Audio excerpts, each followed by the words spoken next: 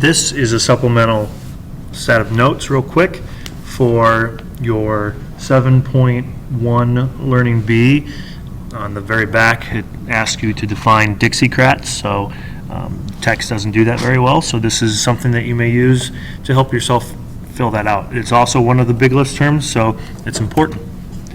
So when we talk about Democrats and Republicans today, typically they fall almost 100% into liberal or conservative based on their party. So liberal is an ideology, we've talked about it before, but it's a political ideology, just means ideas, that thinks that the government should get larger to fix the problems of the United States. Conservatives believe that the government should get smaller, and that would sort of fix the problems of the United States. Well, most conservatives are Republicans today, and most liberals are Democrats today. However, if you look back into the 1800s and even before World War II, there's sort of a lot of liberals and conservatives in each party. This changes with the New Deal quite a bit, but it's still, after World War II, a mashup of liberals and conservatives.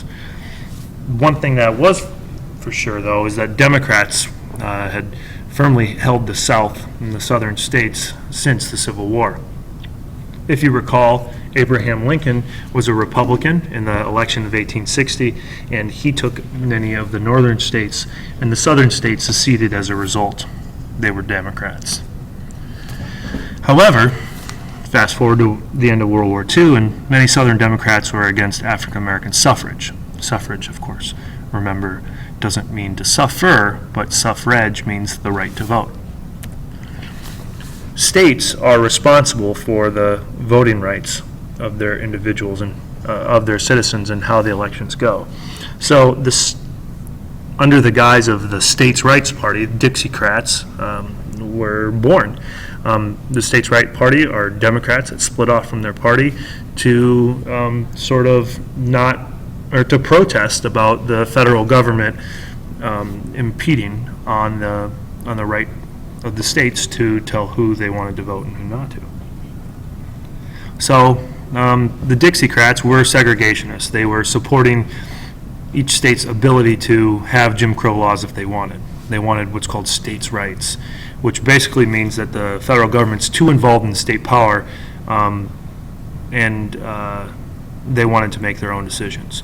So the 1948 presidential election, Strom Thurmond, the guy on the left, was the states' rights nominee for the presidential candidate. They did win 4 states: Alabama, Mississippi, South Carolina, and Louisiana.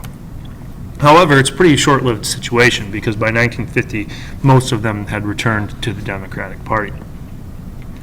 So they didn't win the election. You can see here that Truman won, despite the fact that Thurmond took 4 of his states. They were traditionally Democratic states, and it made it a lot closer race than it would have been otherwise. But Truman did survive in the 1948 election, and he won. So, you know, other than noting that it's a 3-party election like the 1912 election, or even more recently the 2000 election or the 1992 election, why is it important? Well, it's important because of what it's showing. It's showing that the conflict about segregation occurs earlier than the civil rights movement, which in the late 1950s and mid-1960s. That the South has major divisions from the North to South about race. And this is really when Southerners start fleeing the Democratic Party, as the Democratic Party becomes the party that is pushing and advocating for the state's inability to discriminate based on, or discriminate against different voters of different races. So you'll see that many Southern voters begin switching their allegiances to the Republicans. And that's why it matters.